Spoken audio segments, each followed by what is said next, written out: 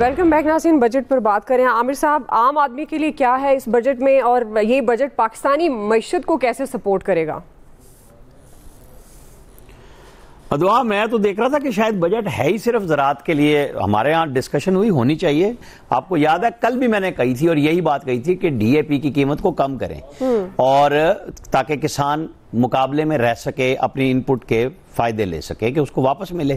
لیکن اتنا ہی ضروری عام آدمی ہے جس کو سستی روٹی بھی چاہیے, سستا آٹا بھی چاہیے. یہ بھی پنجاب حکومت کی ذمہ داری ہے. اگر یہ صرف پنجاب کے اوپر ہی بات ہو رئی ہے, سارے پاکستان کا ایشو ہے کہ زراعت کو ترقی ملنی چاہیے, لیکن سارے ملک کے ساتھ ساتھ بات ہوگی. دیکھیں تنخواہ دار طبقے کے اوپر بڑے سلیب پہ 35% والے کو تو کوئی ریلیف نہیں ملا, لیکن باقی سب کے لیے اور جہاں زیادہ ملازمین ہیں وہاں سب سے زیادہ ریلیف مل گیا. انکم ٹیکس 5% سے 1% پہ چلا گیا. کنسٹرکشن انڈسٹری کو ملا ٹیکس میں ریلیف, تاکہ وہ لوگ جو بار بار ایک سال سے کہہ رہے تھے کہ جی بہت زیادہ ٹیکسیشن کر دی ہے, تو اس میں کمی خاطر خواہ کی گئی ہے اور صوبوں سے بھی ریکویسٹ کی گئی ہے کہ یہ آپ لوگ کام کریں.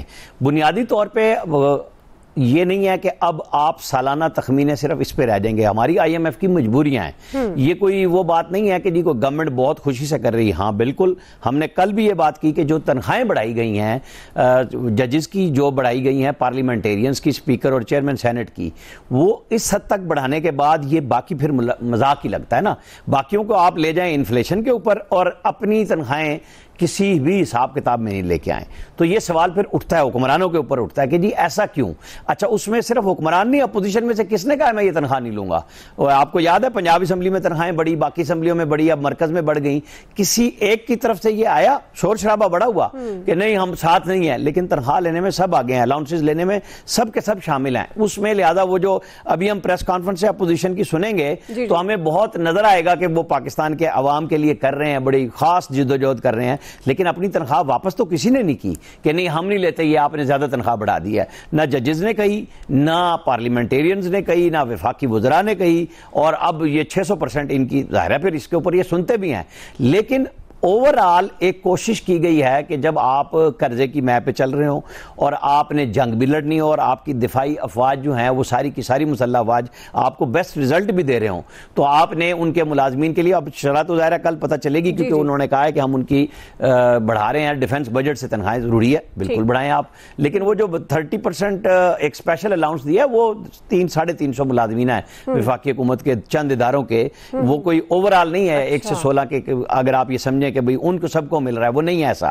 یہ صرف 10% ہے اور 7% پینشن کا ہے, اس سے زیادہ نہیں ہے. باقی سٹاک مارکیٹ پہ بات ہوئی, یہ ساری چیزیں آئی ٹی کے اوپر کی گئی ہیں.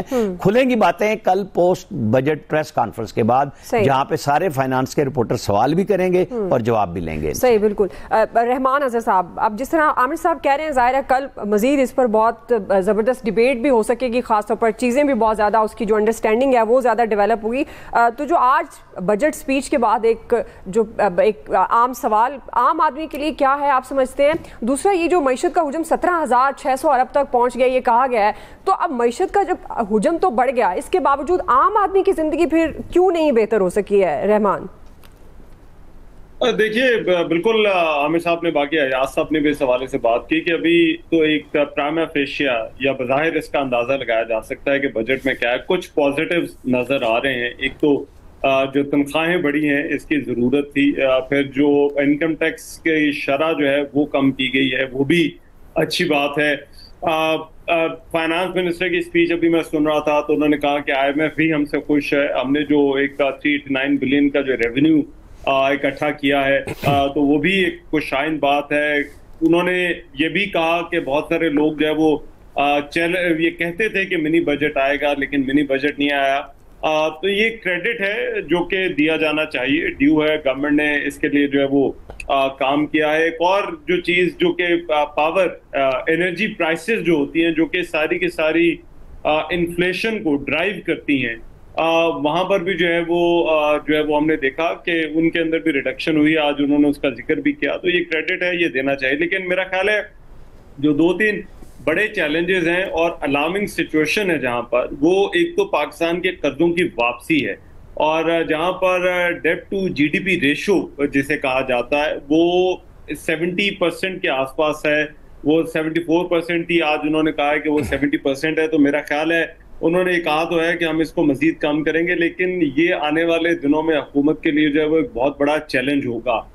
फिर बहुत सारी जगहों पर नॉन फाइलर्स के गिर्द घेरा तंग करने के लिए टैक्सेस जो हैं वो बहुत सारे लगा दिए गए हैं। इसकी भी कुछ डिटेल्स आने वाले दिनों में देखेंगे, लेकिन अभी जो डिस्कशन हमें इस वक्त जो है वो नजर आ रही है वो ये कि ये टैक्सेस बहुत ज्यादा बढ़ गए हैं उन लोगों के लिए जिन्होंने बैंकों में पैसे रखे हुए थे, उनके पैसे पर भी जो है वो या वो प्रॉफिट ले रहे थे, तो वहां पर भी आपको काफी सारे टैक्सेस लगते हुए नजर आएंगे।